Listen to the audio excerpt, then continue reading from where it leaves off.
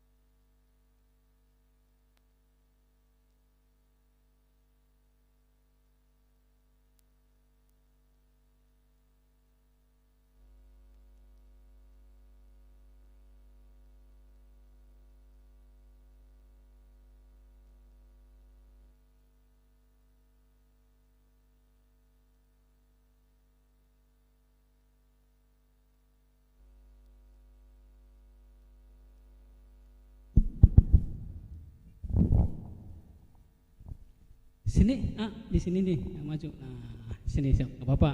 Nanti biar bapak-bapaknya di belakangnya ya.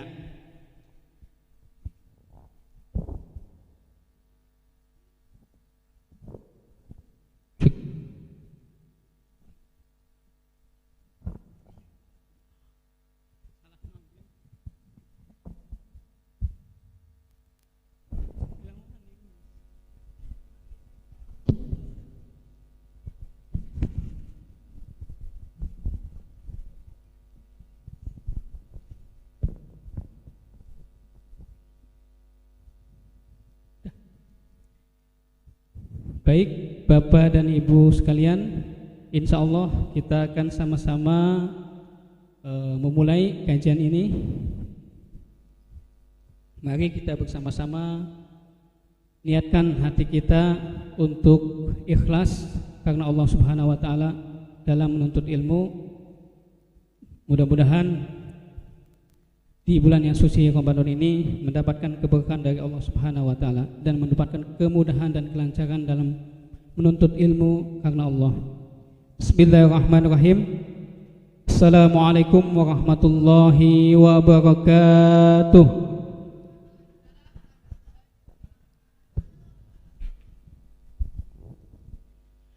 Alhamdulillahirabbil alamin.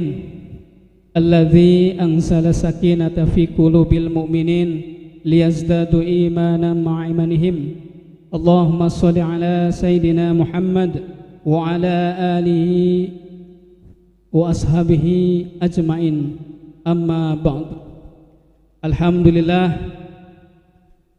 pada kesempatan sore yang berbahagia ini kita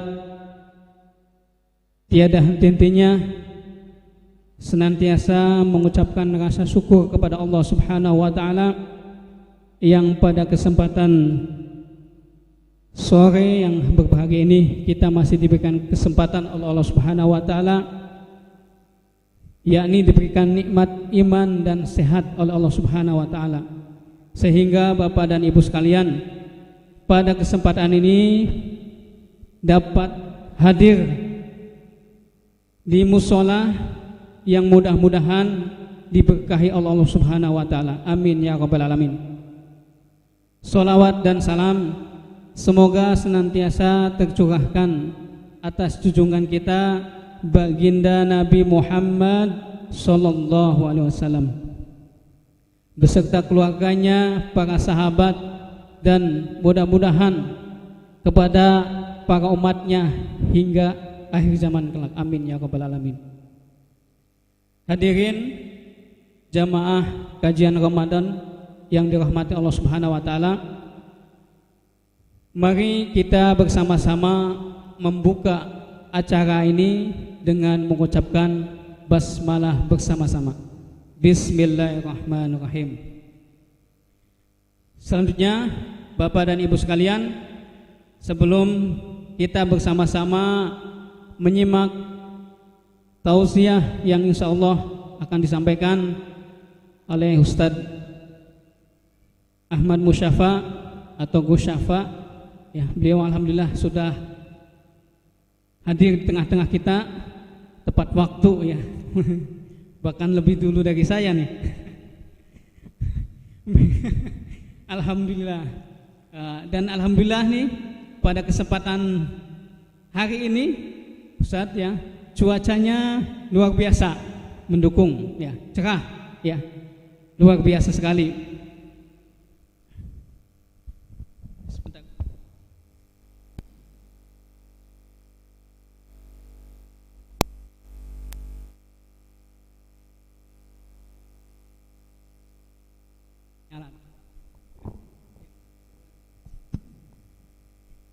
Alhamdulillah, sekali lagi alhamdulillah, pada kesempatan hari ini cuaca sangat cerah dan mendukung sekali kegiatan kita. Tahun lalu Ustadz, ya, kita tempatnya di luar, gerimis-gerimis menggemaskan lah. Alhamdulillah, ya, sehingga harus mencari tempat-tempat yang bisa berteduh. Tapi alhamdulillah pada kesempatan hari ini Bapak dan Ibu sekalian, di sore ini kita diberikan oleh rahmat Allah Subhanahu wa taala berupa hari yang cerah dan sejuk, ya, walaupun sudah mendung. Insyaallah mudah-mudahan berkah. Sebelum kita mendengarkan tausiah dari Ustadz Ahmad Musyafa, kami akan menyampaikan beberapa informasi terlebih dahulu. Yang pertama, insyaallah Bapak dan Ibu sekalian, alhamdulillah ahlan wa sahlan ya Ramadan, bahwa pada Ramadan kali ini di tahun 1445 Hijriah, alhamdulillah ini kali kedua Mushola As-Sakinah mengadakan kegiatan kajian spesial Ramadan, Ahad, setiap Ahad insya Allah. Dan seperti biasa, Bapak dan Ibu sekalian, di akhir Ramadan itu kita akan mengadakan santunan, ditutup dengan santunan plus ada tausiah juga, ya, karena kalau tahun kemarin kita di akhir Ramadannya santunan saja. Insya Allah kali ini ada ustadznya, jadi ada santunan, nanti ada tausiah juga. Alhamdulillah Bapak dan Ibu sekalian, berkat dorongan, semangat, dan donasi infak para donatur yang telah memberikan sebagian rezekinya bagi kelancaran kegiatan kami di sini, sehingga pada Ramadan kali ini kita bisa melaksanakan kembali. Insya Allah mudah-mudahan setiap Ramadan, dan bahkan kami akan merencanakan ba'da Ramadan, ya, ya. Insya Allah di tanggal 21 April, tepatnya di bulan Syawal. Saya belum menghitung tanggal berapa Syawalnya. Ya, Insya Allah nanti akan dilanjut, ya, Ibu, Bapak, dan hadirin sekalian. Jadi tidak hanya di Ramadan, ke depan Insya Allah setiap 1 bulan sekali di Mushola As-Sakinah akan mengadakan kajian seperti ini, ya, yang ustadz-ustadznya Insya Allah baik dalam kota, luar kota, boleh jadi luar negeri nanti. Amin ya. Luar Jawa ya, insya Allah. Yang pertama, di ahad pertama ini ada Ustadz Ahmad Musyafa, LC MPDI, atau biasa beliau disapa Gus Sapa ya, Gus Safa ya. Alhamdulillah beliau ini dari Kedawung Ustaz. Alhamdulillah dari Kedawung. Jauh Bu, Kedawung ya, jauh. Jauh Bu. Ya. Kalau jalan kaki ya lama. Dua. Alhamdulillah. Beliau luar kota ya, luar kota Babakan maksudnya ya. Masih di Kabupaten Cirebon ya, Indonesia. Yang kedua, di ahad kedua insya Allah ada Ustadz Lutfan Basalamah ya, bukan Ustadz Syafiq Basalamah ya.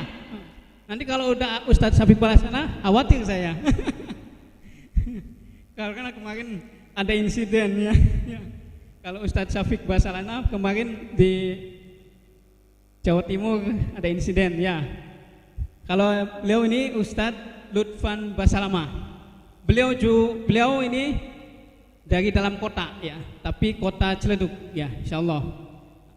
Itu di ahad kedua tanggal 24 Maret 2024. Yang ketiga ada Ustadz Muhammad Iqbal ya. Beliau lebih dekat lagi. Kemarin kita sudah diisi di Taghib Ramadan ya, di dalam kota Babakan khusus ya. Dan yang terakhir ada Ustadz Khalid Muhammad Nahdi ya. Jadi kalau disatuin ada lagi Khalid Basalamah. Kalau ini Khalidnya dipisah, Basalamahnya di sini, Khalidnya di sini ya.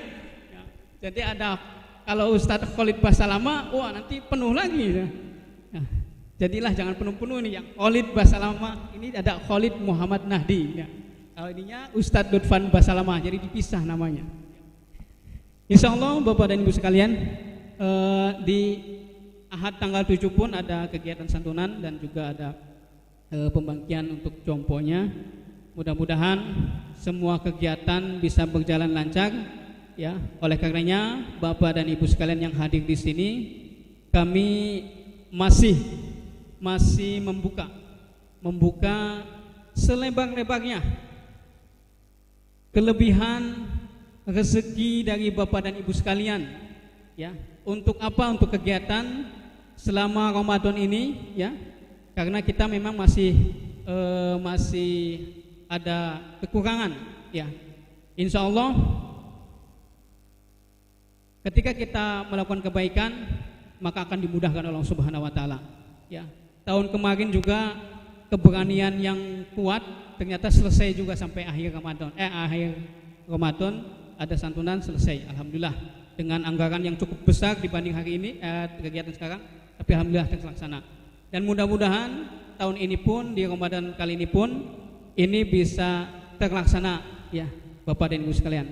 Tentunya kami sangat bersyukur, berterima kasih ya kepada Bapak dan Ibu jamaah sekalian, para donatur yang sudah bersumbangsi ya, berdonasi, berinfak untuk kegiatan ini. Insya Allah kami salurkan sesuai dengan amanah Bapak dan Ibu sekalian ya.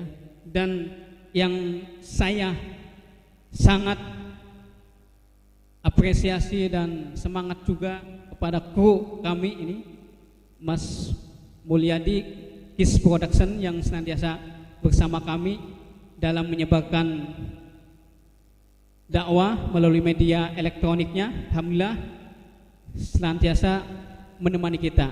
Insya Allah bagi yang sahabat-sahabat yang tidak hadir pun, kami sudah mengirimkan link YouTube-nya. Jadi kalau misalnya ada sahabat-sahabat kami yang di luar sana ataupun jauh, kami sudah menyebarkan di grup, di apapun semuanya, mereka bisa menyimak kegiatan ini. Itu. Jadi itu Bapak dan Ibu sekalian sebagai prolog awal. Oleh karenanya Bapak dan Ibu sekalian, mudah-mudahan di bulan yang mulia ini kita sama-sama bisa berlomba-lomba berikhtiar, beriktikad yang kuat untuk menggapai pahala Allah Subhanahu wa taala yang sangat berlimpah-limpah ruah di bulan suci ini. Ya, insyaallah ini hamba-hamba pilihan, ya, hamba-hamba yang menuntut ilmu, mendapat ilmu dan mempelajarinya serta mengamalkannya mudah-mudahan insyaallah. Baik Bapak dan Ibu sekalian, sebelum kita menyimak tausiah dari Ustadz Ahmad Mustafa, mari kita sama-sama mendengarkan lantunan ayat suci Al-Quran yang insyaallah nanti akan saya bacakan sendiri, ya, insyaallah.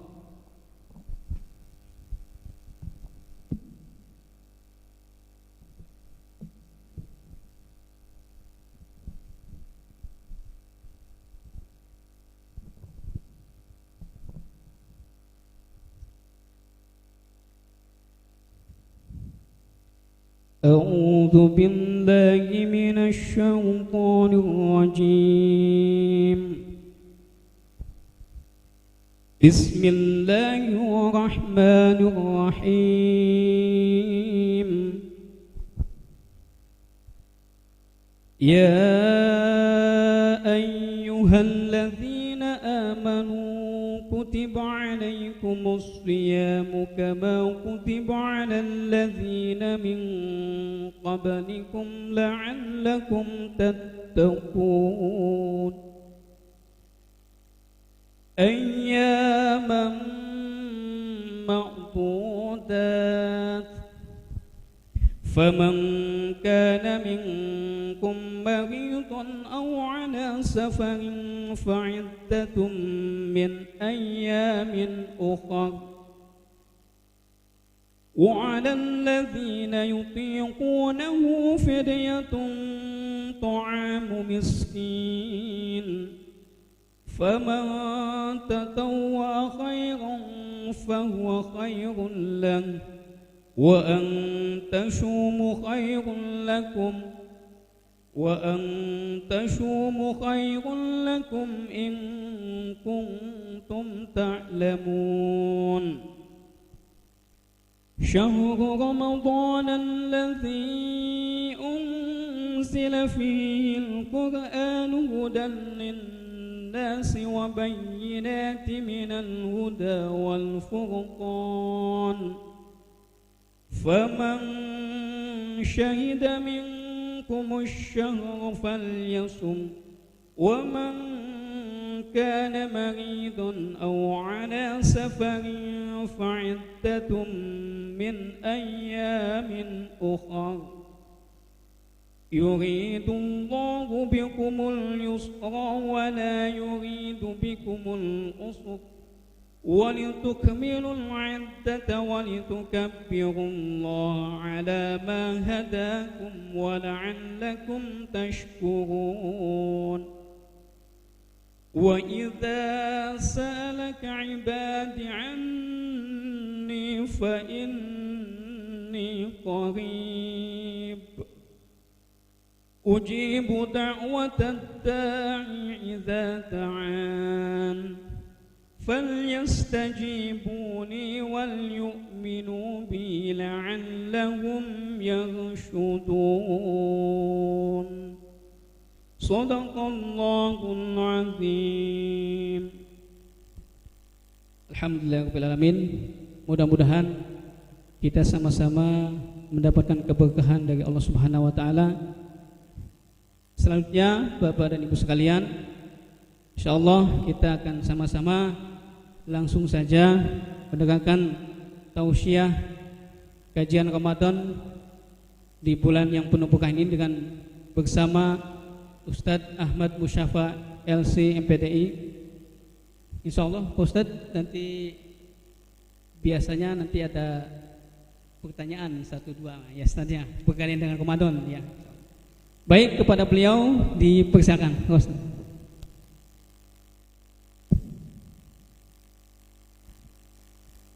Bismillahirrahmanirrahim. Assalamualaikum warahmatullahi wabarakatuh.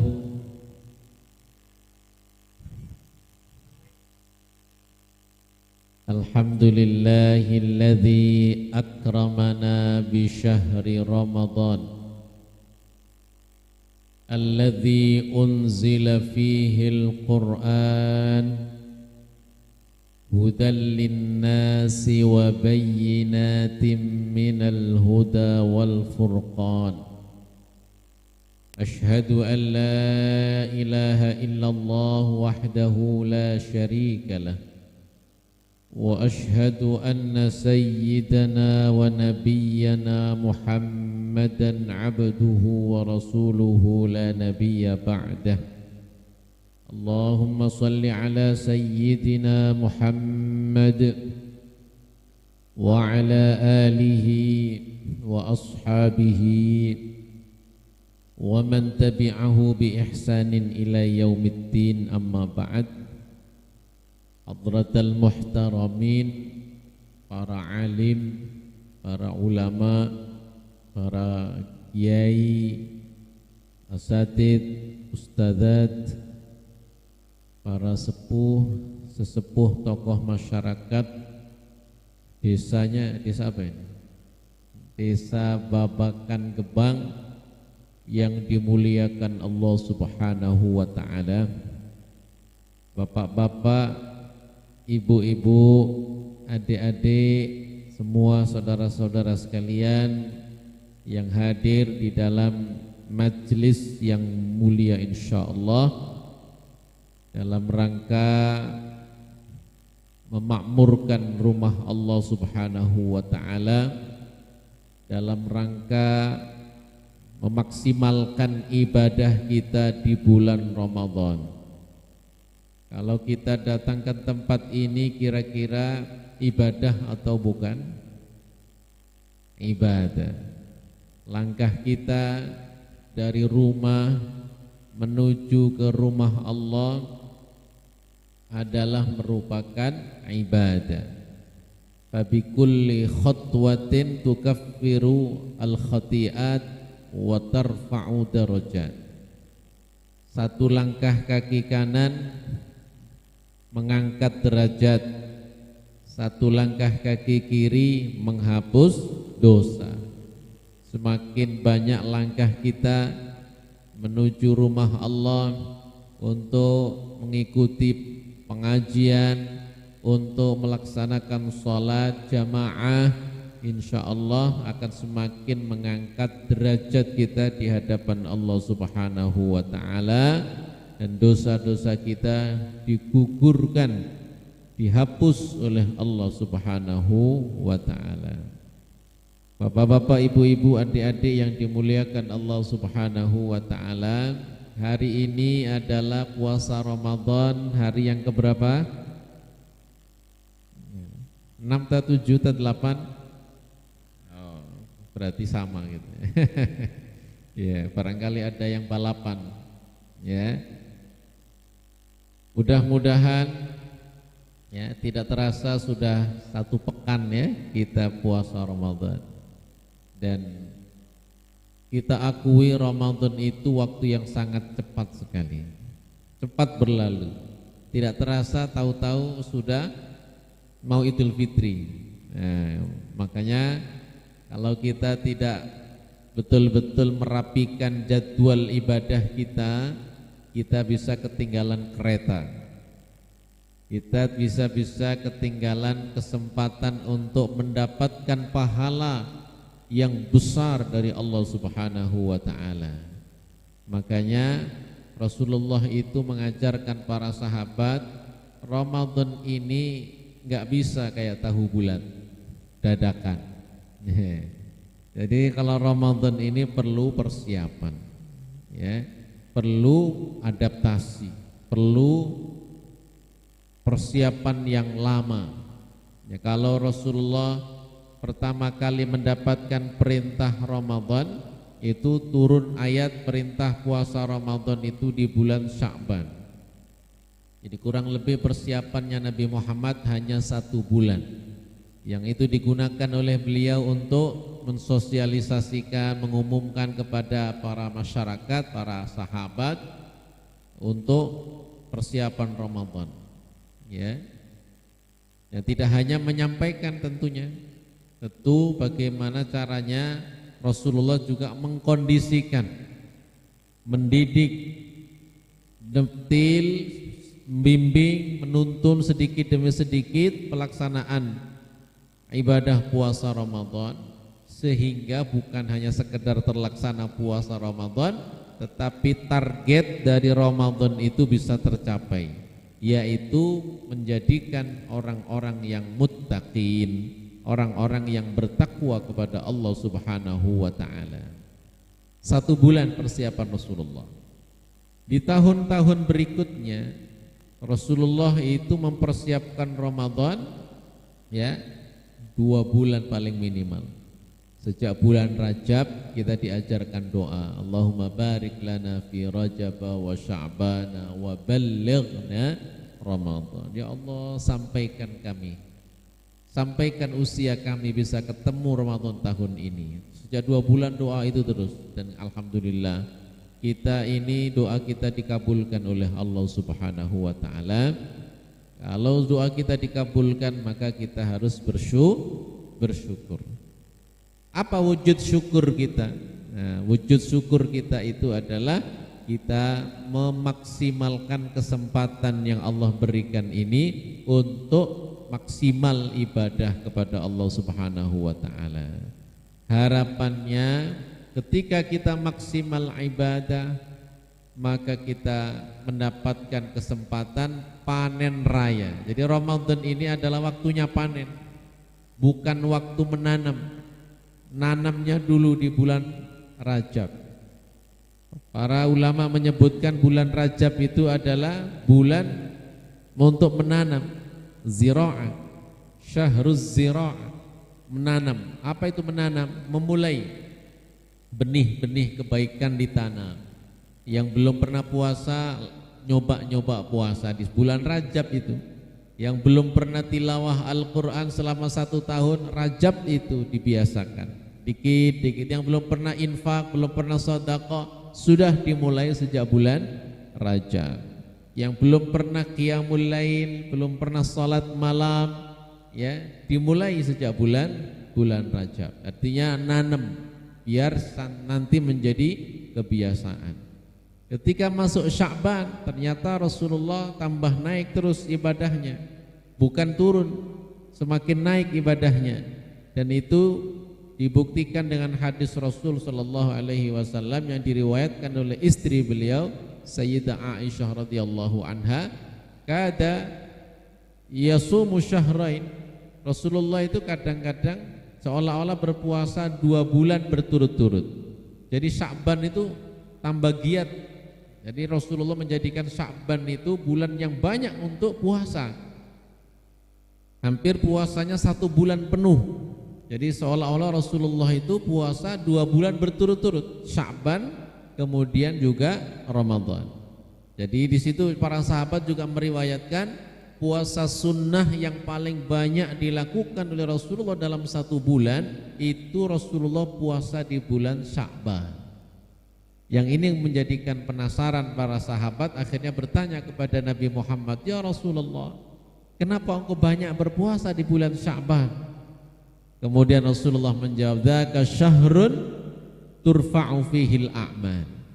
Bulan Sya'ban ini adalah bulan dilaporkan amal kita, disetorkan amal ibadah kita selama 1 tahun kepada Allah Subhanahu wa ta'ala. Wa uhibbu ayyurfa'a amali wa ana shaim. Dan saya senang kalau amal saya dilaporkan kepada Allah, saya dalam keadaan berpuasa. Sampai kemudian malam nisfu Sya'ban, kita bertemu dengan malam nisfu Sya'ban. Apa keutamaan malam nisfu Sya'ban? Masih ingat ya? Allah melihat hambanya, Allah siapkan ampunan. Siapa yang memohon ampun, Allah maafkan, Allah ampuni semuanya. Malam nisfu Sya'ban. Biasanya ada yang memaksimalkan ibadah malam nisfu Sya'ban dengan membaca surat Yasin 3 kali. Ada yang menghidupkan malam dengan sholat qiyamul lail. Ada yang membaca Al-Quran sepanjang malam. Macam-macam orang menghidupkan malam nisfu Sya'ban Untuk apa? Mendapatkan ampunan dari Allah Subhanahu wa ta'ala. Malam hari itu diampuni dosanya oleh Allah Subhanahu wa ta'ala, kecuali dua orang. Yang pertama musyrik, orang musyrik diampuni oleh Allah. Yang kedua musyahin, musyahin itu orang yang berantem. Ya, jadi artinya apa? Sebelum masuk Ramadan kita ini sudah nggak ada ganjalan hati kita, nggak boleh ada masalah sama orang lain. Sama suami istri sudah harus akur kalau ada masalah. Anak dan orang tua sudah harus akrab ya sebelum masuk Ramadan. Antara sesama anggota majelis taklim harusnya nggak ada masalah sebelum memasuki Ramadan, sudah saling memaafkan. Karena apa? Karena kalau nggak minta maaf dia nggak dapat ampunan dari Allah Subhanahu wa ta'ala. Di sini kita bisa melihat bahwa sebelum Ramadan kita sudah dikondisikan oleh Allah Subhanahu wa ta'ala untuk siap masuk Ramadan. Siap hati kita, siap ilmu kita, siap ibadah kita. Maka Ramadan, Sya'ban itu disebut oleh para ulama sebagai bulan untuk nyiram. Yang sudah ditanam di bulan Rajab, disirami, dipupuk di bulan Sya'ban. Nah, giliran kita saat ini sudah memasuki bulan Ramadan adalah bulan panen raya. Apa yang dipanen? Yang dulu sudah biasa kita tanam di bulan Rajab. Maka ini Bapak Ibu sekalian, adik-adikku sekalian yang dimuliakan Allah, alhamdulillah kita bertemu dengan Ramadan ini, bulan yang istimewa, bulan yang luar biasa, bulan yang tidak kita temukan di hari-hari yang lain, di bulan-bulan yang lain selain bulan suci Ramadan. Makanya kita bersyukur kepada Allah Subhanahu wa ta'ala atas nikmat Allah ini, atas karunia Allah ini yang kita doa-doakan, kita sudah dikabulkan oleh Allah. Maka mari kita wujudkan syukur kita dengan ibadah yang maksimal. Dengan apa kita memaksimalkan ibadah kita? Dengan menyusun jadwal ibadah kita dengan baik agar tadi tidak terlewat Ramadan begitu saja, tahu-tahu sudah selesai Ramadan tetapi kita belum puas, belum mendapatkan betul-betul pahala yang banyak melalui Ramadan. Padahal Ramadan ini disiapkan oleh Allah Subhanahu wa ta'ala. Yang pertama, Allah siapkan ampunan yang luar biasa untuk orang-orang yang ada di bulan suci Ramadan. Disebut sebagai Syahrul Maghfirah, bulan penuh dengan ampunan.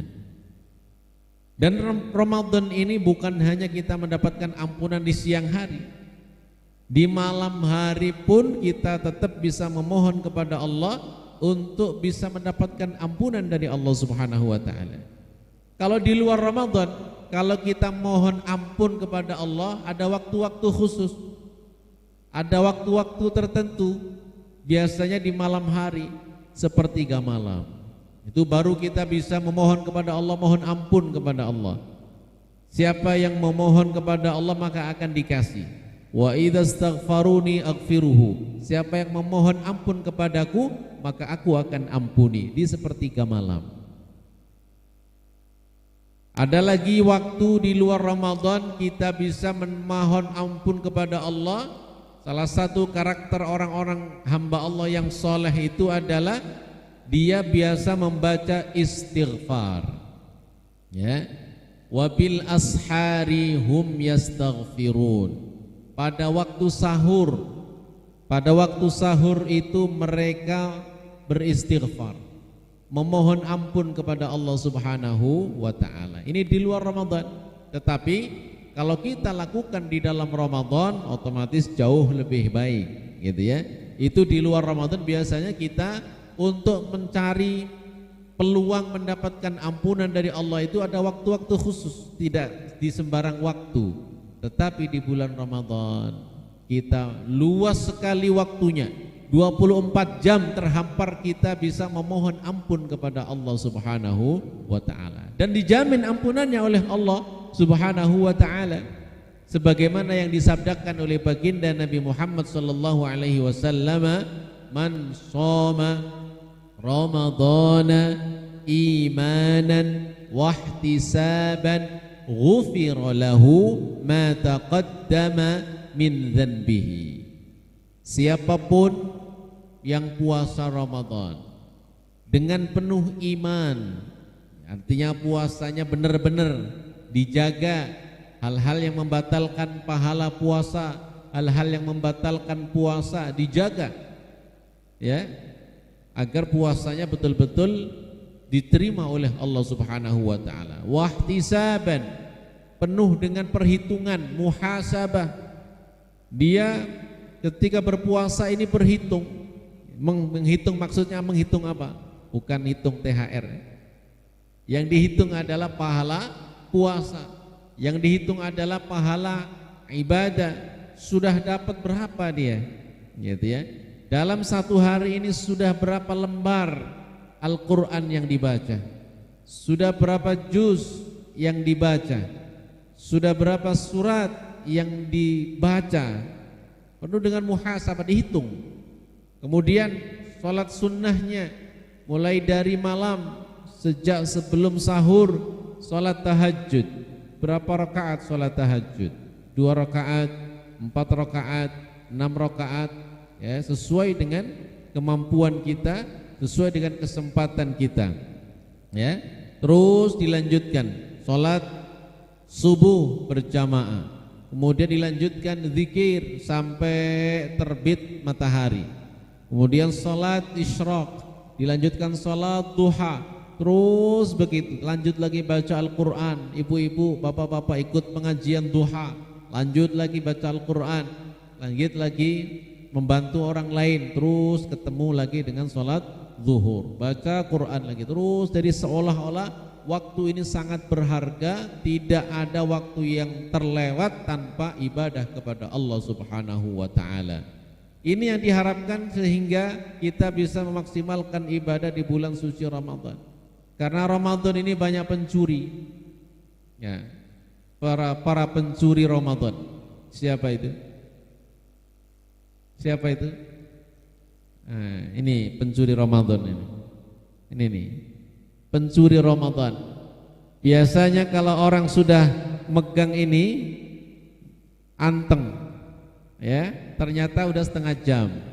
Pindah dari satu media sosial, dari WA pindah ke, dari YouTube pindah ke Facebook, dari Facebook pindah ke TikTok. Belum lagi murojaah TikTok, bikin konten, ya, Masya Allah, habis waktunya, luar biasa. Namanya, akhirnya waktu kita untuk membaca Al-Quran semakin sempit, waktu kita membaca Al-Quran semakin tidak ada. Kalau dilihat YouTube, ngelihat pengajian nggak apa-apa, tapi hati-hati, jangan salah, gitu ya, karena YouTube itu sangat bebas sekali, ya. Siapapun boleh untuk memberikan ceramah karena nggak ada yang dilarang, gitu ya.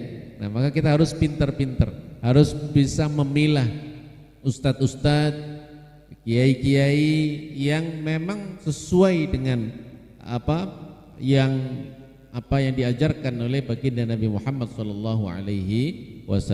Nah, ini kita harus hati-hati karena salah satu di antara orang-orang yang dipanggil oleh Allah untuk melaksanakan ibadah puasa itu orang-orang yang beriman, dan salah satu di antara ciri-ciri orang beriman itu adalah orang-orang yang meninggalkan hal-hal yang tidak penting.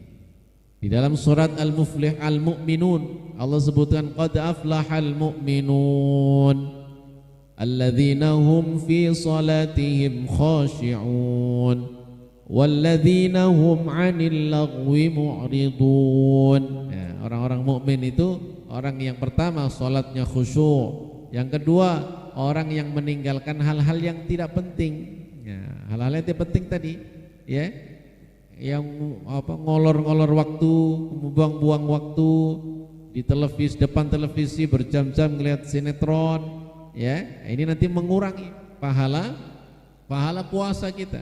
Karena waktu kita banyak terbuang yang tidak bermanfaat. Kalau dialihkan untuk yang bermanfaat, untuk yang ibadah, tentu luar biasa. Nanti ada yang berdalih kan tidurnya orang puasa ibadah. Nah, gitu ya. Naumus shaimi ibadatun. Tidurnya orang puasa itu ibadah. Akhirnya seharian tidur. Nah, Contohnya, saya mau ngasih contoh. Ada orang puasa Ramadan, ya, termasuk mungkin ini orang yang dikhawatirkan oleh Rasulullah. Rubba min shaimin laisa min siyamihi illal ju' wal atas. Banyak sekali orang yang puasa Ramadan itu enggak dapat apa-apa dari puasanya. Dia hanya yang dirasakan hanya dapat lapar dan dahaga. Artinya pahalanya enggak dapat. Ya. Nah, ini mudah-mudahan kita terhindar. Artinya apa? Ada orang yang tidak melaksanakan amalan Ramadan dengan semestinya sehingga dia tidak mendapatkan pahala puasa Ramadan, ya. Contoh misalkan ada orang begadang malam, ya, begadang ya bukan karena tahajud, tapi karena yang lain, ya, aktivitas yang lain, begadang. Kemudian waktu sahur dia sahur. Setelah sahur dia tidur. Setelah tidur ketiduran subuhnya bablas. Nah, masih ngantuk, tidur lagi, zuhurnya bablas. Sudah masuk waktu asar. Jadi meninggalkan 2 waktu sholat, sholat subuh dan sholat zuhur. Dia bangun jam 5. Nah, sholat nggak tahu sholat atau enggak, dia di jamaknya jamak jumbo namanya. Nggak ada jamak karena tidur, nggak ada, ya. Nah, itu jadi nggak kerasa itu puasanya. Tahu-tahu kayaknya baru tadi sahur, sekarang sudah mau buka puasa. Saking lamanya tidurnya karena mengamalkan naumus shaimi ibadatun. Nah, ini hati-hati dalam memahami puasa. Tidurnya orang yang berpuasa itu ibadah. Maksudnya adalah kalau tidur saja ibadah, bagaimana kalau dipakai membaca Al-Quran? Bagaimana kalau puasa kita dipakai untuk membaca, untuk tilawah, untuk bersedekah, untuk bekerja, untuk membantu orang dan lain sebagainya, seluruh amalan-amalan kebaikan, tentu itu semuanya menjadi amalan yang istimewa di hadapan Allah Subhanahu wa taala. Banyak sekali nama lain dari Ramadan. Tadi saya sebutkan Syahrul Maghfirah. Dan ampunan Allah ini Allah sediakan. Ampunan dari Allah ini disediakan bukan hanya di siang hari. Man shoma Ramadan, siapa yang puasa Ramadan. Berarti puasa kan di siang hari. Malamnya gimana dong? Gak dapat ampunan dari Allah? Tidak. Ada hadis Rasulullah yang lain. Hadisnya sangat mirip sekali.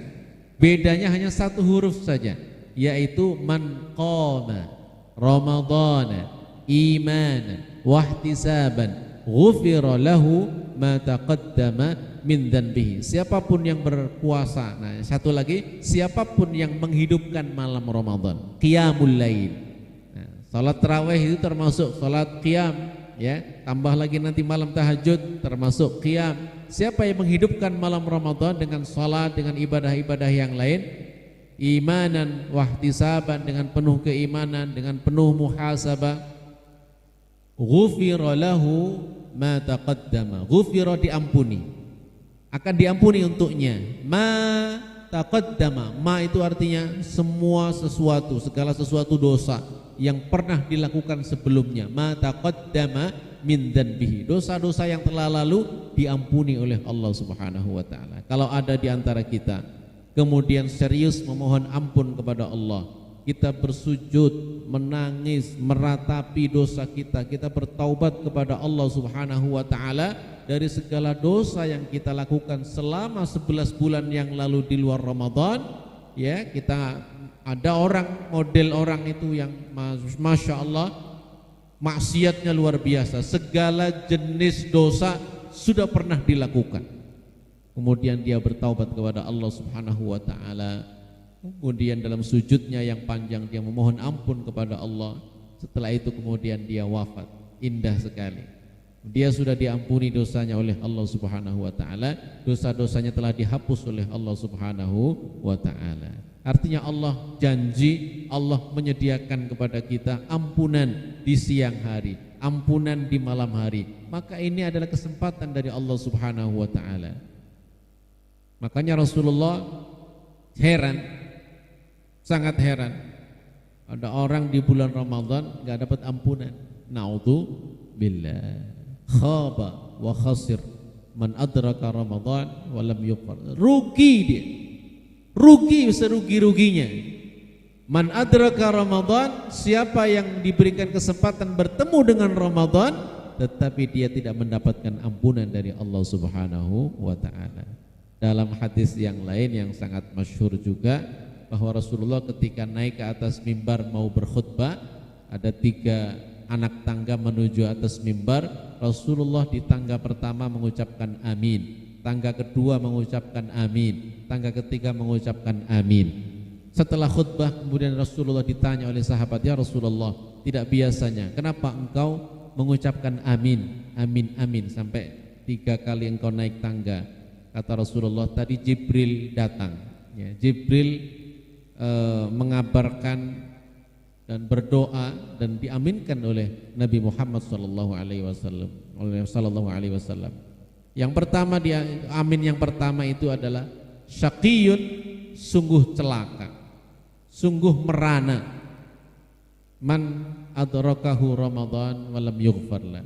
Orang yang diberikan kesempatan oleh Allah bertemu dengan Ramadan tapi tidak mendapatkan ampunan dari Allah Subhanahu wa taala. Ini harus betul-betul kita jaga agar kita tidak termasuk orang yang didoakan oleh Nabi Muhammad SAW. Maka ini kesempatan kita untuk mendapatkan ampunan dari Allah Subhanahu wa taala. Syahrul maghfirah.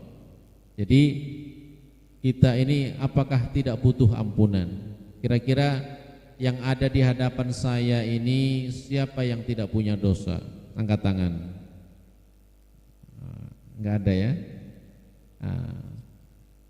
Soal yang kedua, siapa yang dosanya banyak? Angkat tangan. Ada yang ngaku ya, Masya Allah. Yang lain saking besarnya sampai nggak kuat ngangkat tangan. Artinya kita ini adalah manusia yang penuh dengan kesalahan, penuh dengan dosa, maka inilah saatnya kita akan mendapatkan ampunan. Ini ada di bulan Ramadan. Ya, kalau saya tanya siapa yang mau masuk surga, angkat tangannya. Masya Allah, semuanya ya. Ya, terima kasih adik-adik semua, semangat masuk surga insya Allah. Ya, ini kadang-kadang kita itu bertolak belakang begitu, ngakunya banyak dosa, tapi pinginnya masuk surga gitu ya. Nah ini tapi nggak apa-apa. Ini adalah kesempatan kita di bulan Ramadan mendapatkan ampunan dari Allah Subhanahu wa taala. Maka kita jangan sampai menyia-nyiakan kesempatan ini yang Allah berikan, kesempatan yang luar biasa yang tidak akan kita dapatkan di luar Ramadan. Nah ini tentang bulan ampunan. Ramadan disebut juga sebagai Syahrul Quran. Syahrul Quran, bulan Al-Quran, karena banyak sekali kaitannya Al-Quran dengan Ramadan.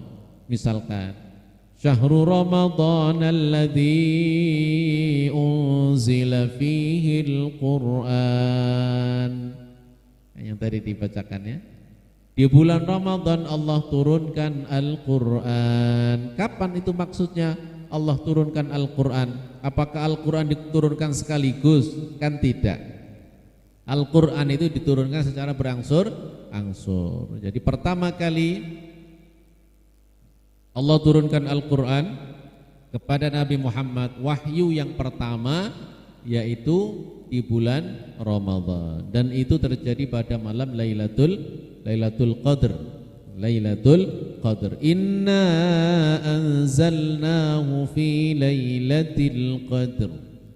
Sesungguhnya kami turunkan Al-Quran pada malam Lailatul Qadar. Setelah itu Rasulullah SAW setiap tahun, setiap Ramadan khataman tadarusan bersama dengan malaikat Jibril. Ya, setiap Ramadan bertemu dengan malaikat Jibril, murajaah Al-Quran bersama dengan malaikat Jibril. Khusus Ramadan terakhir sebelum wafatnya Nabi Muhammad SAW, malaikat Jibril datang 2 kali.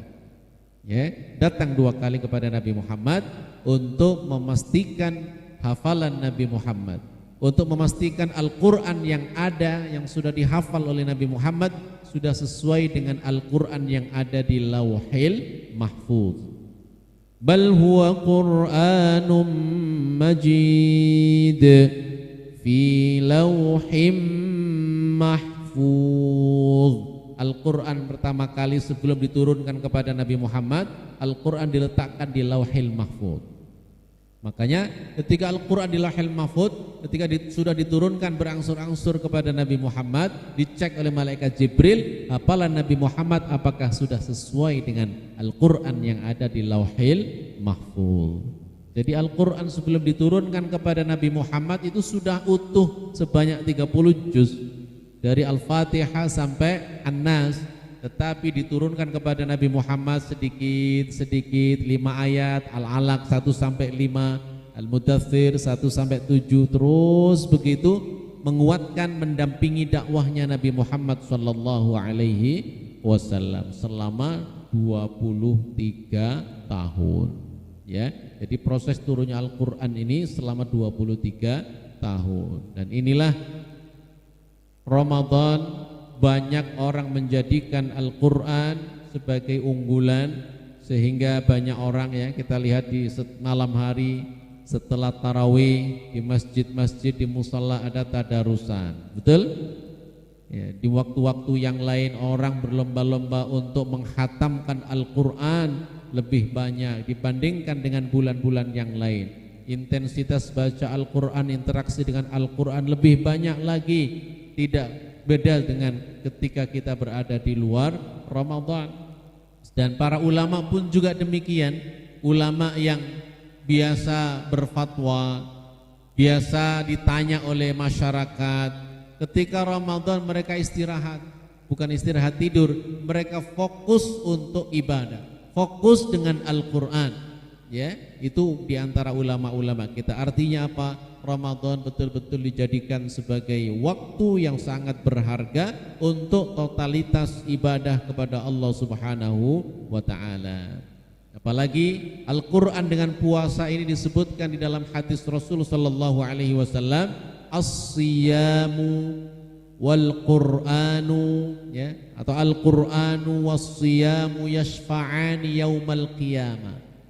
Quran sama puasa, dua-duanya ini menjadi syafaat, menjadi penolong nanti di hari kiamat. Di hadis yang lain Rasulullah sallallahu alaihi wasallam melanjutkan hadisnya, nanti puasa itu datang kepada Allah Subhanahu wa taala, ya Rabb, ya Allah, ini hambamu ya Allah. Dulu ketika di dunia, mana'tuhu minat ta'am, manattuhu minasyahwa, saya larang dia ya Allah dari makan dan minum, saya halangi dia dari menunaikan syahwatnya demi melaksanakan puasa, demi menjalankan aku ya Allah. Fasyaffi'ni fihi, maka jadikan aku menjadi syafaatnya, jadikan aku sebagai penolongnya ya Allah. Kemudian dikabulkan oleh Allah Subhanahu wa ta'ala. Puasa itu menjadi syafaat bagi orang yang biasa melaksanakan puasa.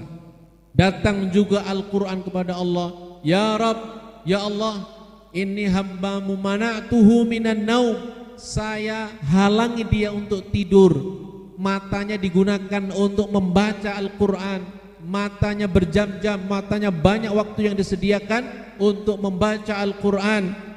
Fasyaffi'ni fihi, maka aku jadikan syafaat bagi dia ya Allah.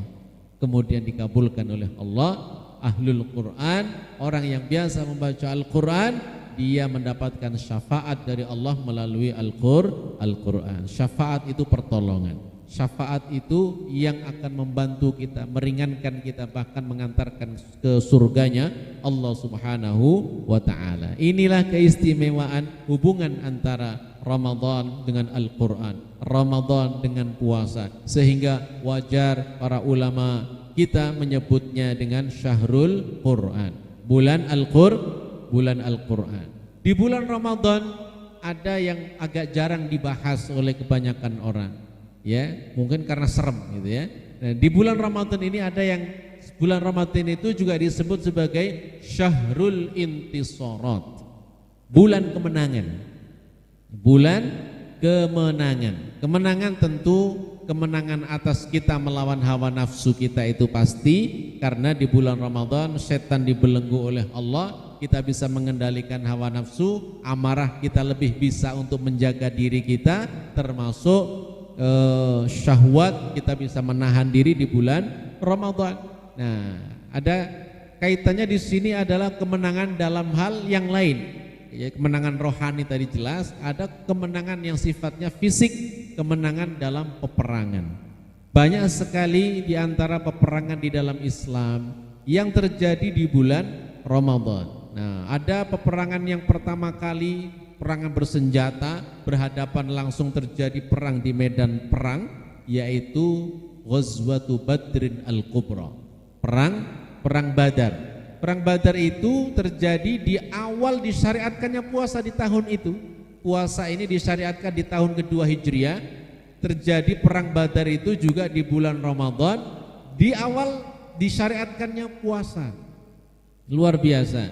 Dan itu mendapatkan kemenangan dari Allah Subhanahu wa taala dengan jumlah kaum muslimin yang sedikit menghadapi jumlah orang-orang kafir Quraisy yang banyak sekali. Disebutkan dalam riwayat, ada yang menyebutkan jumlah kaum muslimin 313 orang, ada yang menyebutkan 314 orang. Kemudian menghadapi orang-orang kaum kafir Quraisy sebanyak 1000 orang. Ya, 3 kali lipat pasukan kafir Quraisy dibandingkan dengan jumlah kaum muslimin. Tetapi orang-orang yang ikut di dalam perang Badar, para sahabat yang ikut dalam perang Badar disebut dengan Ashabul Badr. Mereka ini adalah sahabat yang luar biasa, sahabat yang baru pertama ada perintah jihad besar, dan mereka menyambut sambutan ini, dan itu pertarungan yang luar biasa. Di antaranya ada sahabat Abu Bakar, sahabat Umar. Beliau berkomentar kepada Rasulullah SAW, "Ya Rasulullah, kami bukan seperti kaumnya Nabi Musa." Beda dengan kaumnya Nabi Musa. Kaumnya Nabi Musa itu ketika diajak jihad mereka nggak mau. Ingat ya peristiwa kaumnya Nabi Musa itu siapa? Bani Israel.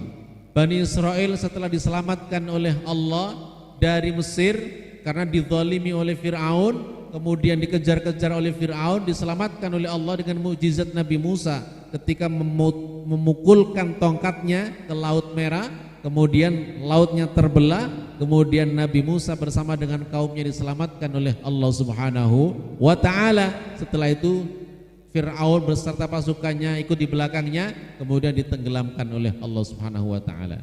Ketika mereka selesai diselamatkan oleh Allah, Nabi Musa mengajak melanjutkan terus Bani Israel kaumnya ini untuk masuk ke negeri Palestina, negeri Baitul Maqdis di Masjid Al-Aqsa.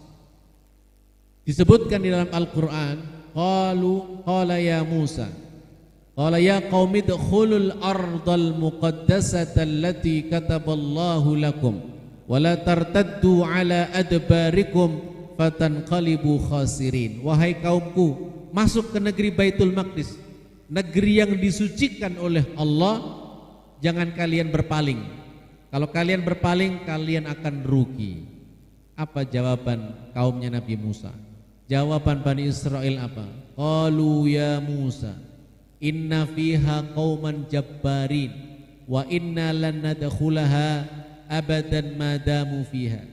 Wahai Musa, di Baitul Maqdis sana di Palestina itu ada orang yang jahat. Kami enggak akan pernah masuk ke sana selama masih ada orang yang jahat itu. Padahal dia diajak masuk oleh Nabi Musa ke negeri Palestina, ke negeri Baitul Maqdis itu maksudnya untuk diajak jihad, untuk memerangi orang yang jahat. Demi apa? Demi memuliakan Masjidil Aqsa, demi memuliakan Masjid Baitul Maqdis. Tetapi orang-orang Bani Israel yang anak turunnya menjadi orang-orang Yahudi, mereka enggak mau mengikuti perintah Nabi Musa alaihi salam. Bahkan mereka lebih keras lagi berkata kepada Nabi Musa, qalu ya Musa, inna lan nadkhulaha abadan madamu fiha fadhhab anta wa rabbuka faqatila innaha huna qa'idun. Wahai Musa, pergi engkau berdua bersama dengan Tuhanmu sana. Kami mau duduk-duduk saja di sini. Kamu berdua berperang sana dengan Tuhanmu.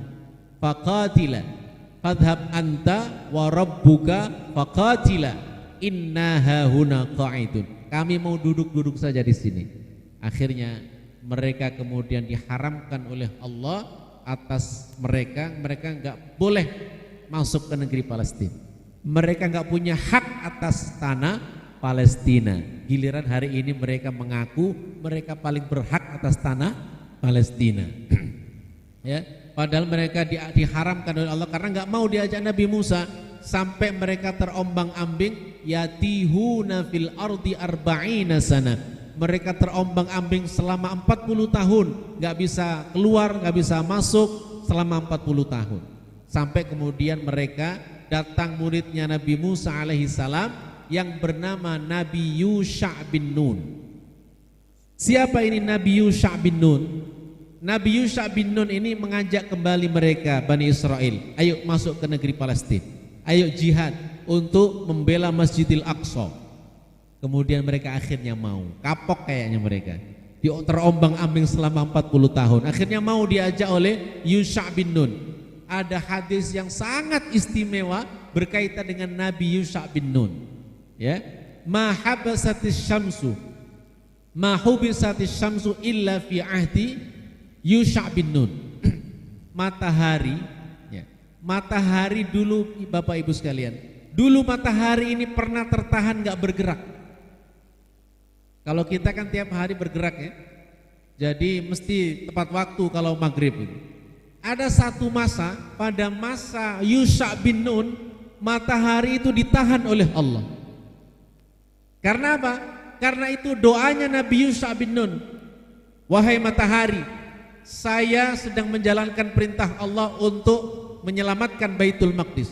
Engkau juga sedang menjalankan perintah Allah. Berhenti sampai saya tuntaskan untuk menyelesaikan memerangi orang-orang yang menodai Baitul Maqdis, sampai saya berhasil mengalahkan orang-orang yang menodai Baitul Maqdis, dan saya berhasil memuliakan Baitul Maqdis. Betul, doa itu dikabul oleh Allah. Matahari ditahan oleh Allah Subhanahu wa taala untuk Yusha bin Nun sampai dia berperang di Baitul Maqdis, mengalahkan orang-orang yang saat itu sedang menguasai Baitul Maqdis, yang tidak memuliakan Baitul Maqdis. Ini terjadi pada masa Yusha bin Nun, dan itulah kemudian mereka kembali diizinkan oleh Allah Subhanahu wa taala mengikuti tadi ya muridnya Nabi Musa, yaitu Nabi Yusha bin Nun.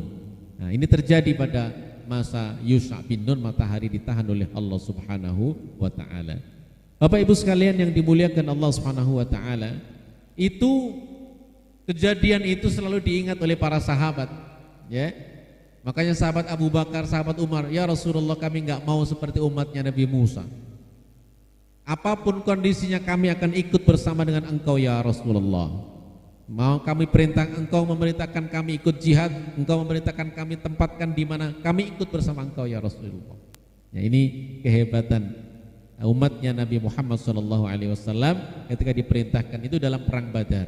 Dan perang Badar itu adalah perang yang luar biasa, yaumul malhamah yang luar biasa, peperangan yang sangat luar biasa, sehingga Rasulullah betul-betul doanya serius pada malam hari. Ketika besoknya akan pergi berjihad, malam hari itu Rasulullah berdoa kepada Allah Subhanahu wa taala. Disebutkan di dalam riwayat, Rasulullah malam hari mengangkat tangannya sampai terlihat putihnya ketiak beliau, dan selendang atau sorban yang beliau kenakan sampai jatuh, dan Rasulullah enggak kerasa jatuhnya sorban beliau, dan saking seriusnya beliau memohon kepada Allah Subhanahu wa taala. Isi doanya, ya Allah, in tuhlak hadhil isaba lan tu'bad 'alal ardi. Ya Allah, seandainya pasukan kami ini ya Allah besok kalah di dalam perang, maka mereka ini adalah barisan terakhir. Kalau mereka hancur semuanya, maka tidak ada lagi yang menyembah engkau di atas muka bumi ini ya Allah. Itu doanya Nabi Muhammad SAW. Kemudian sahabat Abu Bakar radhiyallahu anhu melihat sorbannya Nabi Muhammad jatuh, diambil oleh sahabat Abu Bakar, kemudian diberikan kepada Rasulullah. Ya Rasulullah, Allah telah mengabulkan doamu ya Rasulullah. Doanya serius di malam-malam bulan Ramadan. ya, besok akan berperang dan doanya dikabulkan oleh Allah Subhanahu wa taala, dan kemudian kaum muslimin mendapatkan kemenangan dalam perang Badar ini. Meskipun jumlahnya sedikit, tetapi mereka punya kekuatan keimanan yang luar biasa. Mereka ketergantungan hanya kepada Allah yang luar biasa, sehingga mereka dimenangkan oleh Allah Subhanahu wa taala. Disebutkan di dalam surat Al-Anfal bahwa perbandingan orang mukmin saat itu, satu orang bisa mengalahkan 10 orang. Jadi 1:10. Jadi kalau jumlahnya 300, sesungguhnya bisa mengalahkan 3.000 orang, tetapi yang dihadapi hanya 1.000 orang. Dan banyak sekali pertolongan dari Allah Subhanahu wa taala malam hikmah dalam perang Badar itu, Bapak Ibu sekalian. Misalkan biasanya kalau orang berperang itu was-was. Di besok kita kalau ada orang yang mau nikah biasanya itu malamnya nggak bisa tidur pengantennya. Was-was, duh besok gimana? Biasanya nggak mengucapkan akad gitu ya. Sesuatu yang sangat menegangkan. Kalau kita punya acara besar kadang-kadang nggak nyaman tidur, betul ya? Kalau kita punya hajat ya di rumah nggak nyaman tidur kita. Tidur sebentar mimpi yang macam-macam begitu ya, khawatir gagal, khawatir dan lain sebagainya. Dan pada malamnya para sahabat itu diberikan rasa ngantuk oleh Allah Subhanahu wa taala. Diserang rasa ngantuk. Akhirnya para sahabat tidur semuanya. Ya, para sahabat tertidur. Ternyata nggak cukup dengan itu. Sahabat tertidur kemudian diberikan mimpi. Mimpi apa? Mimpi basah. Gitu ya. Biasanya kalau laki-laki habis mimpi basah seger gitu ya. Betul ya? Betul nggak Bapak-bapak? Nah, ini terjadi pada perang Badar. Pada perang Badar itu diberikan rasa ngantuk, tidur, kemudian mimpi basah, dan kemudian dia bangun itu dalam keadaan seger sekali, dan mereka siap untuk berperang. Hikmah Allah luar biasa, pertolongan dari Allah Subhanahu wa taala. Di lain sisi, orang-orang yang ada di sebelah, yang orang-orang kafir Quraisy itu mereka tidur juga, dan mereka diperlihatkan oleh Allah dalam mimpinya jumlah pasukannya kecil, sedikit. Akhirnya timbul meremehkan, alah yang pasukan muslim cuma sedikit. Akhirnya mereka meremehkan, akhirnya mereka kemudian dikalahkan. Nah, inilah banyak sekali hikmah yang Allah tunjukkan di dalam peristiwa perang Badar, dan itu terjadi di bulan Ramadan. Ada lagi peristiwa zaman Nabi Muhammad namanya penaklukan yang agung, yaitu penaklukan kota Mekah. Fathu Makkah. Fathu Makkah itu terjadi di bulan Ramadan, ya, terjadi di bulan Ramadan. Mekah itu adalah tempat kelahiran Nabi Muhammad SAW. Nabi Muhammad dulu ketika diusir, ketika hijrah ke Madinah, Rasulullah berangkat, Rasulullah balik kanan melihat Mekah. Anti ahabbu biladillah, wahai Mekah, engkau adalah negeri yang paling aku cintai. Seandainya mereka tidak mengusirku, maka aku tidak akan meninggalkan ini. Ini menjadi inspirasi bahwa hubbul watan minal iman, gitu ya. Cinta tanah air, ya, cinta negeri itu adalah bagian dari keimanan. Rasulullah sangat cinta dengan Mekah, dan Rasulullah mengatakan, saya akan balik kembali ke Mekah. Dan kemudian doa itu dikabul oleh Allah Subhanahu wa taala. Peristiwa Fathu Makkah itulah Rasulullah kembali datang ke Mekah. Sebelum peristiwa Fathu Makkah itu juga ada terjadi peristiwa yang juga luar biasa, bahwa Rasulullah rapat bersama dengan para sahabat, ya, para pembesar sahabat diajak rapat tentang rencana Fathu Makkah. Dalam rapat itu diputuskan tidak boleh ada yang membocorkan rencana Fathu Makkah.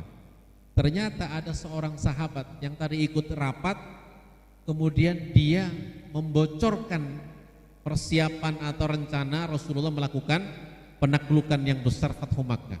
Nama sahabatnya adalah Hatib bin Abi Balta'ah namanya. Hatib bin Abi Balta'ah ini aslinya adalah orang Mekah, sahabat muhajirin. Karena dia tahu akan ada gelombang manusia yang besar berangkat ke Mekah dengan jumlah yang sangat banyak, dia khawatir sama keluarganya yang ada di Mekah, takut jadi korban. Akhirnya beliau menugaskan orang untuk membawa surat. Kalau zaman dulu nggak bisa SMS, nggak bisa WA, Jadi kalau mengirim surat lewat orang, ya, kurir, akhirnya dikirimlah seseorang perempuan yang disuruh, ya, untuk membawa surat dari Hatib bin Abi Balta'ah yang dibawa ke Mekah. Kemudian Rasulullah SAW didatangi malaikat Jibril bahwa ada orang yang mau membocorkan rencana Fathu Makkah. Rasulullah mengutus beberapa sahabat untuk mencari orang yang diutus untuk membocorkan Fathu Makkah. Disebutkan ciri-cirinya detail oleh Rasulullah SAW. Tempatnya pun detail, tempatnya di sini, ciri-cirinya seperti ini. Itu akhirnya berangkat para sahabat menjalankan perintah Rasulullah SAW.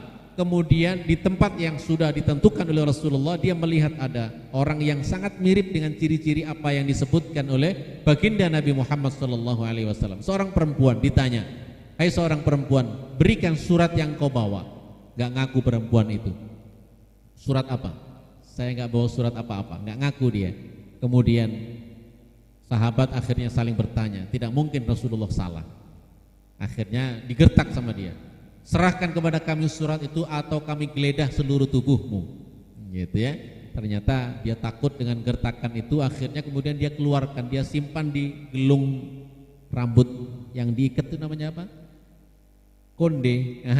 Di kondenya itu disimpan di situ suratnya, kemudian dikeluarkan, kemudian diberikan kepada sahabat. Sahabat juga tidak seperti orang zaman sekarang yang kepo. Tahu kepo, Bu? Kepo itu penasaran itu. Apa sih? Jadi Rasulullah nyuruh kita ngambil surat, isinya apa sih sampai begininya begitu ya. Jadi para sahabat itu karena perintahnya hanya ngambil, nggak dibuka gitu ya.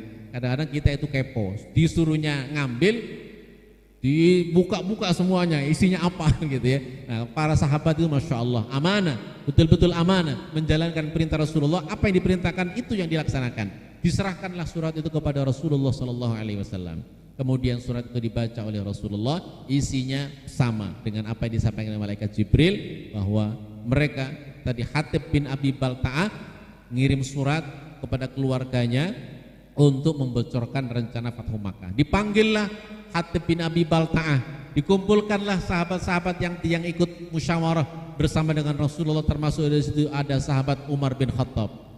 Rasulullah kemudian bertanya kepada Hatib bin Abi Balta'ah, "Wahai Hatib, apa yang mendorongmu, kenapa engkau membocorkan rencana Fathu Makkah?"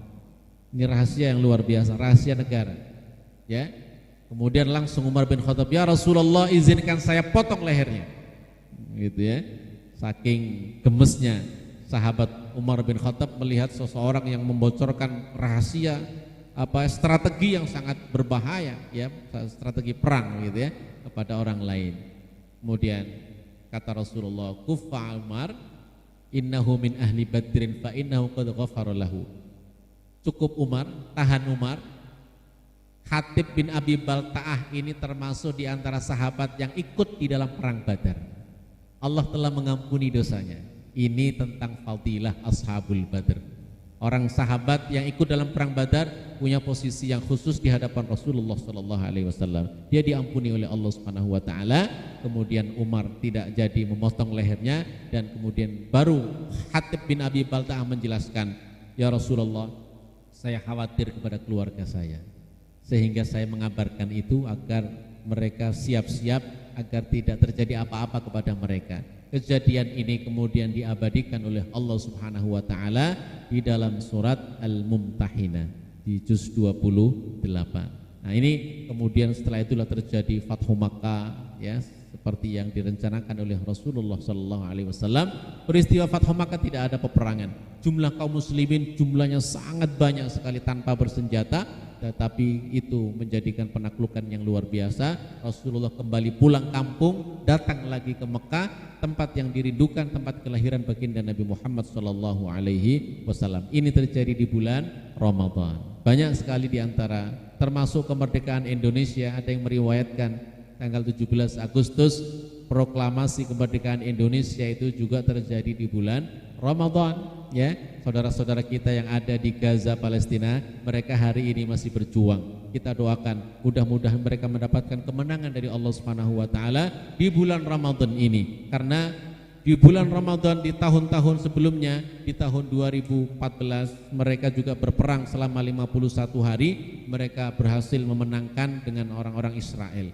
Mudah-mudahan dalam momentum ini doa kita dikabul oleh Allah, mereka diberikan kemenangan oleh Allah Subhanahu wa taala. Ini saja yang bisa saya sampaikan, mudah-mudahan ada manfaatnya. Ada waktu untuk bisa bertanya jawab. Kalau saya bisa jawab, saya jawab. Kalau nggak bisa PR Bu ya, nanti Ustadz Indra yang menjawab. Assalamualaikum warahmatullahi wabarakatuh. Waalaikumsalam. Alhamdulillahirabbil alamin, jazakallahu khair Ustaz. Alhamdulillah Bapak dan Ibu sekalian, luar biasa apa yang telah beliau sampaikan ya. Dengan momentum bahwa di bulan Ramadan ini adalah bulan kemenangan ya, kita merayakannya di bulan Ramadan, panen rayanya di bulan Ramadan ya. Nah ini berarti Ustaz, biasanya kita itu kan raya itu setelah Ramadan nih. Nah, jadi apa yang dimaksud dengan maksudnya tuh, kita berarti kan di kemarin-kemarin Rajab, Sya'ban itu adalah latihan atau bagaimana? Ini adalah memang panennya, panen pahalanya atau bagaimana, seperti apa kan gitu saja. Nah itu yang saya ingin indikan bahwa berarti Ramadan ini pahalanya luar biasa sekali kan itu, berlipat-lipat. Nah setelah Ramadan itu apakah rayanya itu betul-betul rayanya sekalian kembali kepada kesucian atau seperti apa kan, seperti itu ya Ustaz. Yang lain barangkali ada Ibu atau Bapak sebelum dijawab Ustaz, barangkali mangga, barangkali ada yang mau disampaikan tentang tausiah beliau tadi yang sudah disampaikan, atau Bapak dan Ibu sekalian punya masalah-masalah yang lain, tentunya masalahnya yang berkaitan dengan tema-tema kita hari ini ya, tentang bahwa di bulan ini adalah bulan kemenangan ya, kalau bulan panen rayanya ya. Mangga Bapak dan Ibu sekalian, satu atau dua penanya silakan.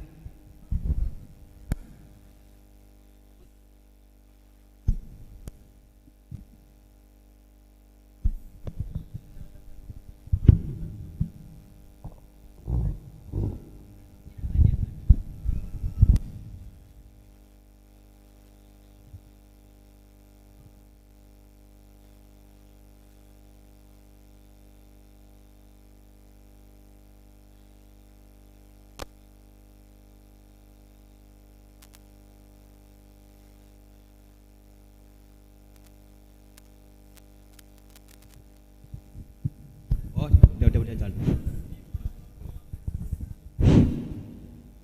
Assalamualaikum warahmatullahi wabarakatuh. Ini Pak, mau saya tanya nih Pak Ustadz.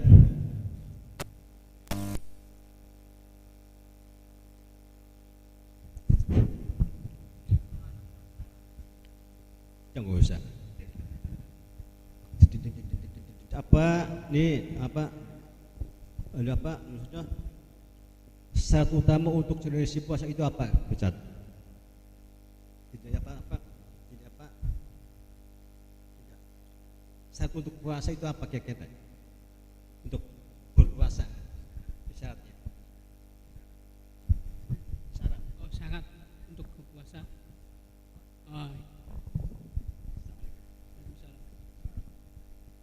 Ibu-ibu barangkali kemarin ada satu, sekarang enggak satu orang. Ini kita masih ada waktu ya. Azan itu jam 6 lewat 1 menit ya, 2 menit. Pas ya. Nah, kita punya waktu sampai 10 menitan lah, insyaallah. Mangga Bapak dan Ibu sekalian, ibu-ibu, ada satu lagi, silakan. Cukup. Iya, sambil dijawab ya, mangga Pak Ustaz. Ya, mungkin saya jawab dulu sambil menunggu barangkali nanti ada yang bertanya nggih. Yang pertama dari Ustadz Indra tadi kaitannya dengan panen, yang dimaksud dengan panen raya Ramadan.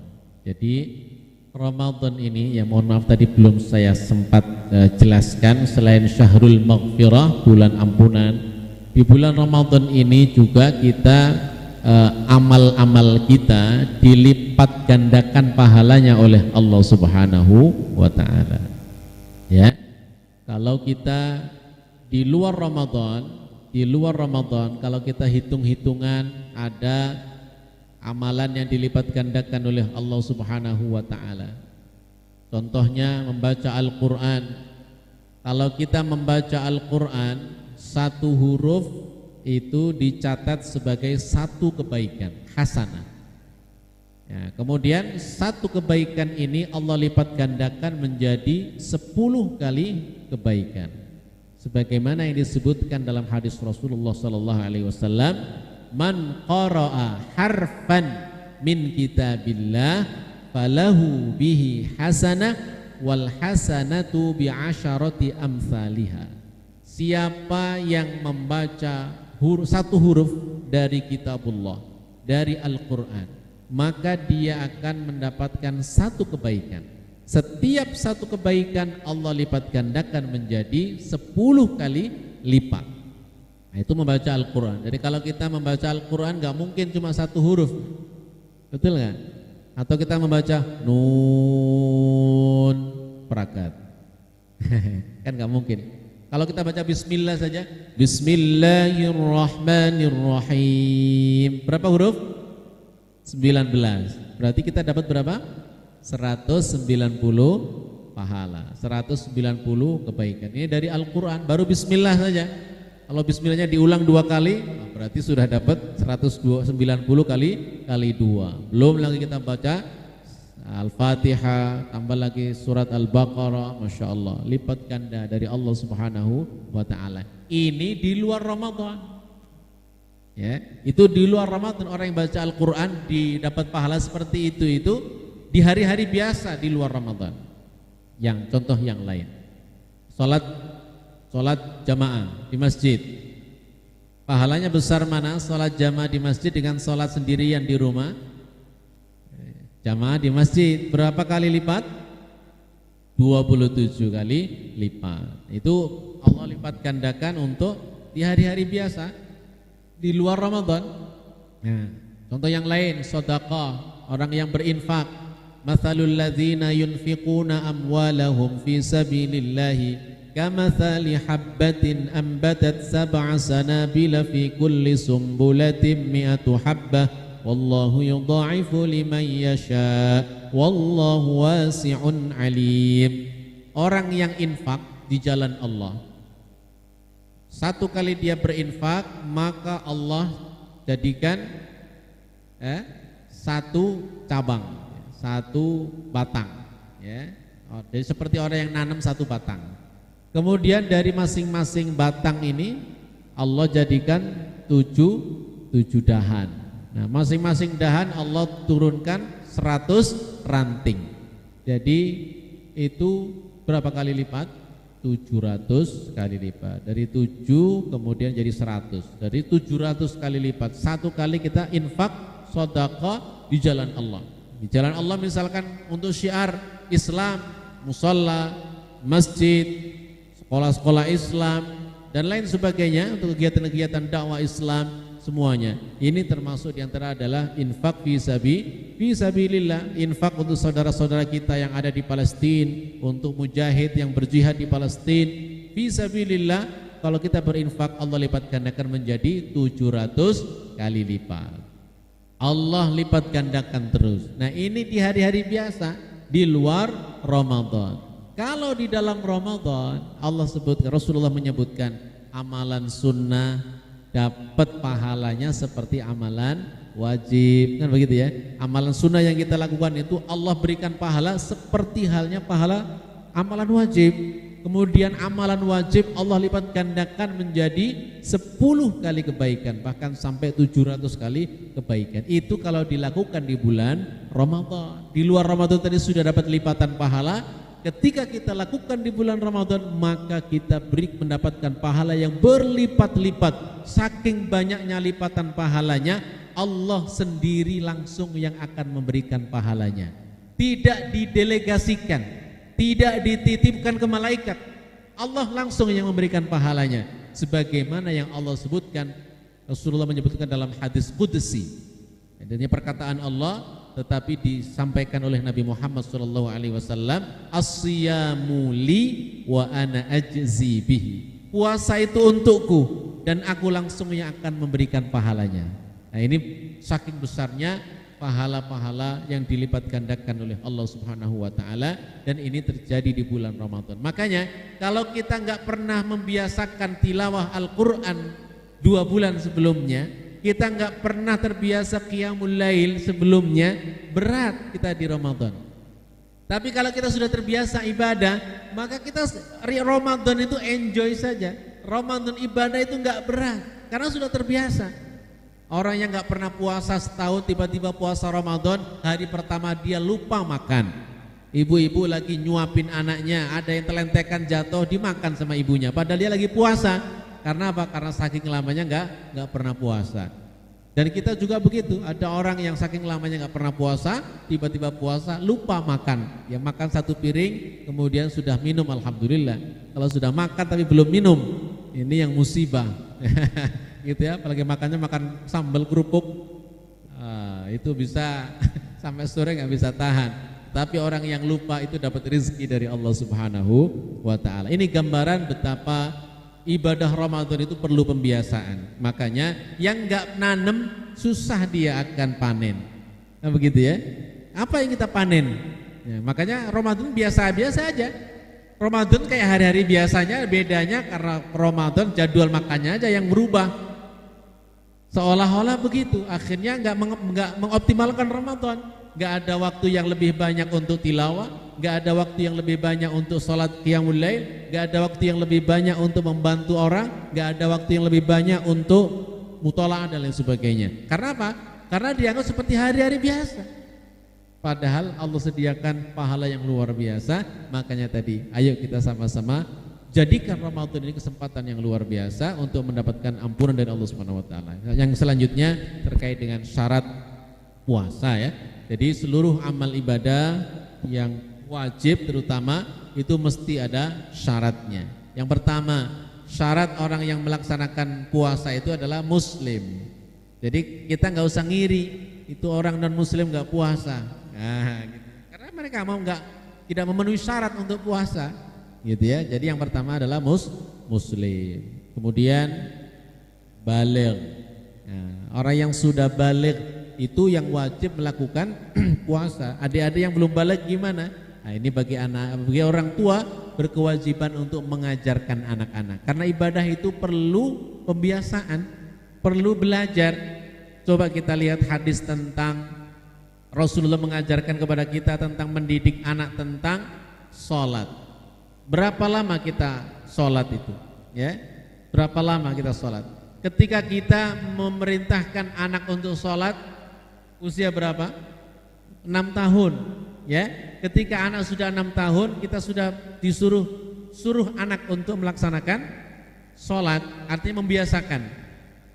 Nanti usia 10 tahun, anak masih meninggalkan sholat, apa? Boleh dipukul. Tapi mukulnya bukan ditempeleng ya. Mukulnya bukan pakai sapu, bukan. Karena apa? Mukulnya pakai jari, Bapak. Jadi jangan salah. Jadi jangan salah memahami nanti ada sapu melayang semua karena anaknya nggak sholat. Bukan begitu. Ya. Jadi yang maksudnya dia dipukul itu dipukul dengan jarinya. Karena apa? Karena sepanjang tahun itu orang tuanya nggak pernah memukul. Maka ketika orang tuanya pertama kali memukul dengan jarinya, itu sesuatu yang serius. Beda dengan orang tua yang tiap hari mukul anaknya. Sudah biasa mukul, naudzubillah, jangan ya, nggak boleh. Ya itu karena akan membekas kepada anak-anak kita. Kita ajarkan. Jadi artinya untuk membiasakan sholat itu waktunya butuh berapa? 4 tahun. Dari usia 6 tahun disuruh perintah anaknya sholat. Kalau sudah 10 tahun masih meninggalkan sholat, pukul dia. Tapi tadi pukulan kasih sayang, pukulan untuk perhatian, sehingga di situ kita bisa memahami 4 tahun proses mengajarkan sholat. Sama dengan puasa juga begitu, perlu pembiasaan, diajarkan dulu. Oh, hari pertama kali puasa sampai duhur, besok ningkat lagi sampai asar, besok ningkat lagi sampai maghrib, dikasih apresiasi, dikasih hadiah. Alhamdulillah bisa melaksanakan puasa full. Tahun berikutnya sudah full sampai selesai. Alhamdulillah. Ini tentang syarat puasa bagi orang yang baligh, yang sudah mencapai usia usia balik. Kalau ada orang yang sudah balik nggak puasa, maka dia terancam siksa dari Allah Subhanahu wa taala. Siapa yang dengan sengaja meninggalkan puasa, maka tidak bisa digantikan meskipun dia puasa selama 1 tahun, 1 tahun penuh. Artinya puasa Ramadan ini luar biasa, kewajibannya luar biasa. Orang yang memahami Ramadan, puasa Ramadan itu bukan kewajiban, sedangkan dia sudah balik, maka dia tidak sempurna sama sekali imannya, tidak sempurna sama sekali Islamnya, karena puasa termasuk rukun Islam. Kemudian berakal waras, beli edan, gitu ya.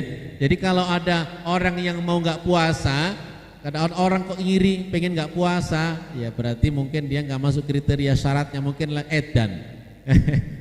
Gendeng bahasanya Jawa Timur itu gila. Kalau orang gila nggak wajib puasa. Jadi kalau yang nggak mau puasa ya gila aja, gitu ya. Artinya orang gila. Artinya Islam itu, semua syariat Islam itu berkaitan dengan akal sehat. Kalau orang nggak punya akal sehat, dia tidak mendapatkan perintah syariat. Sholat bebas, ya, puasa bebas, ya, zakat bebas. Artinya kalau orang yang gila, orang yang nggak penuh akalnya, dia terbebas dari semua tuntutan taklif syariat Allah Subhanahu wa taala. Gitu ya. Kemudian orang yang sehat. Jadi orang yang sehat wajib berpuasa. Jangan sampai dia sehat buger, ya, nggak puasa. Nah, orang yang sakit boleh tidak berpuasa. Ya, orang yang sakit boleh tidak berpuasa. Kalau sakitnya ada kemungkinan untuk sembuh, maka dia wajib qadha. Tapi kalau dia sakitnya sakit yang menahun, sakit tua di atas ranjang terus, nggak mungkin dia akan sembuh sesuai dengan ukuran medis, maka dia diganti dengan membayar fidyah. Karena nggak mungkin mengganti. Kapan menggantinya? Sembuhnya nggak mungkin. Maka diganti dengan membayar fidyah. Fidyah itu berapa bayarnya? Fidyah itu memberi makan 1 orang miskin. Selama 1 hari dia tinggalkan, diganti dengan memberi makan kepada orang miskin. Ngasih makan orang miskin berapa? Kalau kita di Indonesia ada sekali makan, ada yang punya pendapat lain. Kalau Indonesia itu sehari kan 3 kali makan. Nah, berarti ngasih makan pokoknya full sehari berarti 3 porsi. Nah, 1 porsinya berapa? 1 porsinya jangan porsi nasi kuning. Nah, nasi padang yang rada pantes gitu ya. Masa nasi kuning, apalagi nasi kucing. Nah, gak pantas. Kalau ngasih orang, ngasihlah yang baik, ngasihlah yang pantas. Nasi padang minimal ya 15.000, 20.000 kali 3 kali makan berarti 60.000. Tahun lalu lembaga-lembaga zakat mengeluarkan edaran bayar fidyah itu 50.000. Saya nggak tahu kalau tahun ini, mungkin bisa jadi tambah karena harga beras naik, ya kan? Beras berapa harganya? 17.000 sekarang, masya Allah. Mudah-mudahan kita diselamatkan oleh Allah Subhanahu wa taala, dihindarkan, dicukupkan oleh Allah Subhanahu wa taala. Dan yang terakhir, orang yang berpuasa mencapai syarat berpuasa, tadi orang yang bersih dari haid, bersih dari nifas. Karena orang haid tidak boleh berpuasa. Ibu-ibu yang haid ya, tidak boleh berpuasa. Ya, meskipun tadi malam sudah sahur, tarawih, sahur, sudah nyiapin ngaji Quran, dilala, nih jam sekarang ini mau buka keluar darahnya, haid. Jadi nggak boleh bilang tanggung Pak, dikit lagi. Jangan khawatir, ibu harus batal puasanya karena haram hukumnya orang yang haid dia berpuasa, gitu ya. Tapi jangan khawatir, pahala ibu sudah dapat pahalanya, jangan khawatir. Tetapi ibu tetap harus mengganti, mengqadha di lain waktu nanti di luar bulan Ramadan. Wallahu a'lam bishawab. Tutup. Baik, terima kasih, alhamdulillah. Mudah-mudahan bermanfaat nasihat jika untuk diri saya, mudah-mudahan juga bermanfaat untuk Bapak dan Ibu dan adik-adik sekalian. Demikian yang bisa saya sampaikan. Aku qouli hadza, astaghfirullah li wa lakum, astaghfirullah min qaulin bila ilmin, astaghfirullah min qaulin bila amalin. Wallahul muwaffiq ila aqwamit thoriq. Assalamualaikum warahmatullahi wabarakatuh. Waalaikumsalam warahmatullahi wabarakatuh. Alhamdulillah, jazakallahu khairan Ustaz. Ilmunya sangat luar biasa. Bapak dan Ibu sekalian, mudah-mudahan apa yang telah disampaikan oleh beliau dapat menjadikan kita semakin giat dalam melaksanakan amalan-amalan ibadah di bulan suci ini. Kita masih punya kurang lebih 24 hari lagi, kalau genap 30 hari ya Ustaz ya. Insya Allah kita kejar dengan amalan-amalan. Mudah-mudahan apa yang kita lakukan selama di bulan suci Ramadan, mari kita jaga diri ini dari hal-hal yang menjadikan kita batal puasanya, bukan hanya makan minum, tapi hal-hal yang membuat kita batal pahalanya juga. Bapak dan Ibu sekalian, mohon maaf apabila ada kekurangan dan kelebihannya, kami haturkan terima kasih. Sekali lagi Bapak dan Ibu sekalian, kami pengurus mushola masih membuka, karena kita masih ada kegiatan di hari Ahad depan, hari Ahad depannya lagi sampai terakhir di hari keempat ya, Ahad keempat yaitu tanggal 7 April ada santunan juga. Oleh karenanya kepada Bapak dan Ibu sekalian, kami masih membuka donasi ya, donasi infak dari Bapak dan Ibu sekalian ya, untuk kegiatan kita di sini. Insyaallah mudah-mudahan kami salurkan dengan maksimal, kami salurkan dengan baik sesuai dengan peruntukannya, dan juga di mana apa yang tadi sudah sampaikan bahwa di bulan Ramadan ini panen pahala ya, ketika kita memberikan makan ya, berbuka bagi saudara kita, bagi masyarakat dan sebagainya yang ikut berbuka, maka pahalanya akan mendapat oleh kita tanpa sedikit pun mengurangi pahala puasa kita. Itu insya Allah. Mudah-mudahan hari ini menjadi hari yang penuh dengan keberkahan dari Allah Subhanahu wa taala. Sekali lagi kita akan berjumpa di Ahad depan, lebih semangat lagi. Alhamdulillah, terima kasih Bapak dan Ibu sekalian sudah hadir di sini, dan adik-adik sekalian semangat adik-adik puasanya ya. Puasa semuanya di sini ya. Alhamdulillah. Insyaallah dapat pahala dari Allah Subhanahu wa taala. Amin. Bagi yang akan berbuka di sini silakan, tapi kalau ada ibu-ibu mungkin bukanya di rumah, mangga. Yang penting insyaallah sudah tersalurkan semua ya ibu-ibu. Ya, alhamdulillah. Kita tutup dengan doa kafaratul majlis. Subhanakallahumma wa bihamdika asyhadu an la ilaha illa anta astaghfiruka wa atubu ilaik. Assalamualaikum warahmatullahi wabarakatuh. Selamat berbuka puasa